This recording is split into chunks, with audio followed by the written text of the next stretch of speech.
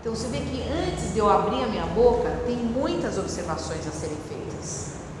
Se você construir primeiro esse interno, vai ter muito mais chance de você se desgastar menos, de você encontrar uma voz que seja natural, que corresponda aos movimentos daquela ideia que está sendo ali dramatizada, daquele assunto, né? Mas jamais numa atitude, agora eu tenho que cantar, fazer uma coisa para cantar. Você não tem que fazer nada, você tem que... O que estava o cara falando e de repente levou ele a um lugar que ele... Entendeu? Acabou cantando. Sacou? Né? Então eu tenho que fazer essa evolução como um movimento, um grande movimento. Qual é a linha do personagem? Já é um outro ponto de vista, um outro ângulo de vista, portanto vai te dar outras abordagens. É diferente quando eu penso assim, na voz, e agora eu vou fazer voz. Então, qual é a melhor maneira de incorporar isso e de você desenvolver sua própria técnica? Prestar atenção durante a vida do dia a dia. Cantar é um estado de espírito. Está relacionado com êxtase. Chorar tem a ver com a tristeza, alegria tem a ver com sorrir tem a ver com a alegria, e o cantar tem a ver com o êxtase. Muito bem, então o êxtase é uma coisa de você com você mesmo.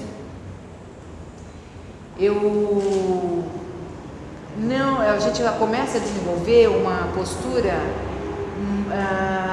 menos dependente do que está acontecendo ao redor, sabe? É como eu falar para você assim, assuma-se, seja quem você é. Eu posso chegar ali na frente e falar, pessoal, eu sou isso, eu ensaiei isso, eu fiz assim, esse é o meu momento, eu era uma com 20, outra com 30, outra com 32, né? E você outra quando tiver 70, sacou? Porque acabou. Eu não vou lá para entrar numa arena para ser julgada, para ser analisada, querendo te agradar, querendo que todo mundo me ame. Então, que todo mundo goste. Então, o artista, ele tem que se acostumar a ter a coragem de assumir a própria arte, a própria... Verdade. E o próprio momento. A gente sofreu a consequência da interferência do show business, dessa mentalidade do show business. Entende? Que atropelou um pouco, para não perder muito tempo, né, a história do desenvolvimento. Mas na montagem de um show, o cantor ele já não é ator, ele é só intérprete. Qual é essa? O que é eximido na responsabilidade do cantor, que ele não precisa fazer o personagem completo? Porque no decorrer da nossa história, a voz é um instrumento musical. Então, a gente tem algumas observações nesse cuidado, né, que ajuda muito a manutenção do instrumento. Então, a primeira coisa é, quem não gasta, tem. Que nem dinheiro. É só não gastar que você tem, né? Tem dinheiro que não gasta dinheiro, certo? Aquela nota de R$10 na carteira, anos. E a voz é a mesma coisa, se você não gasta, ela dura mais. Você tem menos chance, você pode trabalhar mais, você aguenta mais ensaios, né? Não adianta trabalhar só quando vai fazer a peça, porque a voz é o próprio eu, é a essência do eu, é a manifestação do eu. Ou seja, você fala o dia inteiro, você pensa com uma voz interna. Então, é assunto pra caramba. Ou seja, se você for só abordar isso em cima da hora, né? Então, o que você tem que fazer? Pausas. Essa recompensa dos exercícios e das pausas. Então, a economia. Tudo depende, a gente faz de acordo com a demanda. Se eu for fazer uma temporada de bossa nova, eu não preciso fazer um aquecimento para Wagner. E se eu for cantar Wagner, eu tenho que fazer um aquecimento para Wagner. Por que eu estou dando importância para isso? Porque eu estou pensando na construção da carreira, não estou pensando em dar um curso miraculoso que vai te dar um monte de truques, que vai resolver momentaneamente, mas não vai fazer você evoluir. Então você vai ser o mesmo, sabe? Até parece professor universitário, desculpe a sinceridade, né? Você vai ser o mesmo cara com o mesmo exercício durante 50 anos, é óbvio, isso é uma involução. Então, quando você faz uns exercícios para a voz, você está trabalhando a sua saúde, porque a voz ela tem relação direta com a disposição, tem relação direta com a sua vitalidade, tanto que se você está super alegre, você fez uma puta viagem, você conta 300 vezes. E se você está de saco cheio, triste, deprimido, você não tem vontade de abrir a boca, não é? Então tem a ver com a disposição. Se eu faço os exercícios focando em dinamizar a minha disposição, estou vitalizando o meu corpo. Se eu faço os mesmos exercícios pensando na dinâmica do movimento, eu estou circulando meus espaços. Se eu penso na qualidade da ressonância, na relação acústica, eu já estou trabalhando o timbre. Sacou? Então, o mesmo exercício, focado em diferentes abordagens, ele tem sutilmente uma realização um pouco mais diversificada. Ou seja, o mesmo exercício pode se multiplicar em 5.000 exercícios.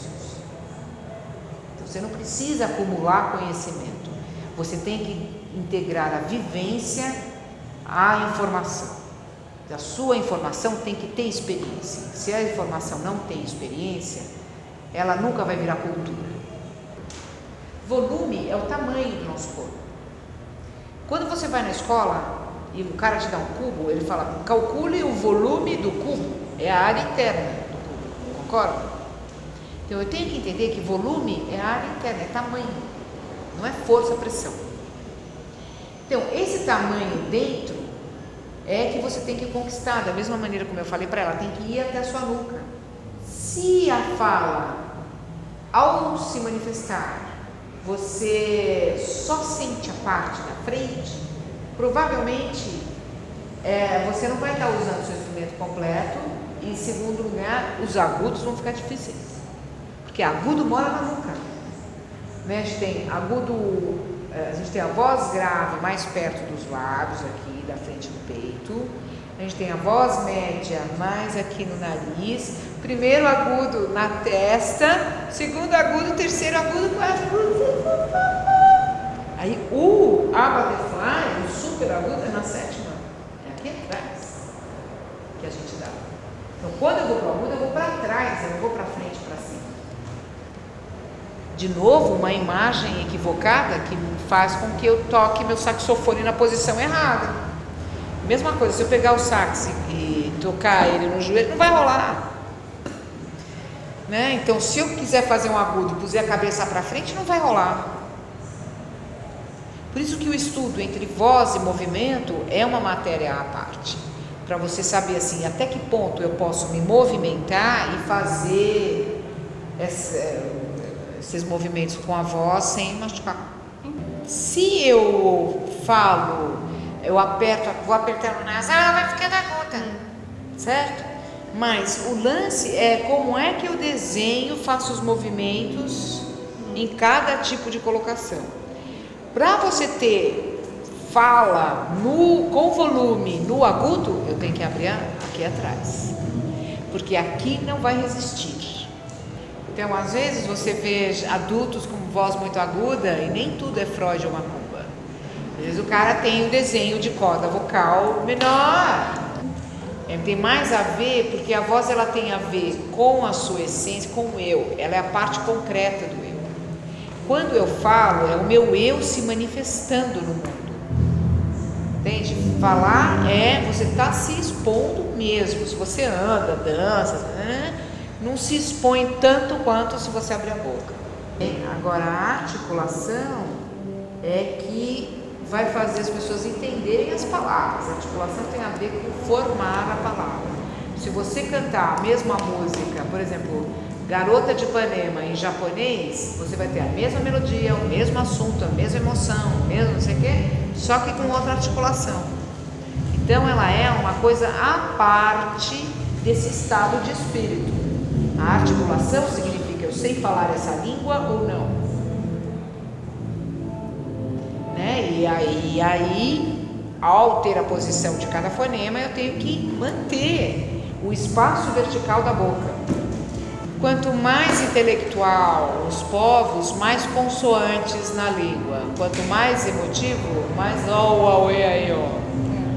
mais vogais. Isso tem muito a ver, porque é o seguinte, as vogais têm a ver com o sentir e as emoções, e as consoantes têm a ver com o esclarecimento, a maneira como o homem foi cortando esse as cavernas, significa a evolução do pensar, o como ele entende e determina o mundo ao redor dele. Então essa construção da fala, ela tem a ver tanto com a evolução do eu no mundo, quanto da maneira como eu entendo o mundo em mim. Por isso que é importante saber, né, qual é a etimologia das palavras, qual é a origem das coisas. E daí você tem mais chance de ter o seu próprio pensamento e não ser, sabe?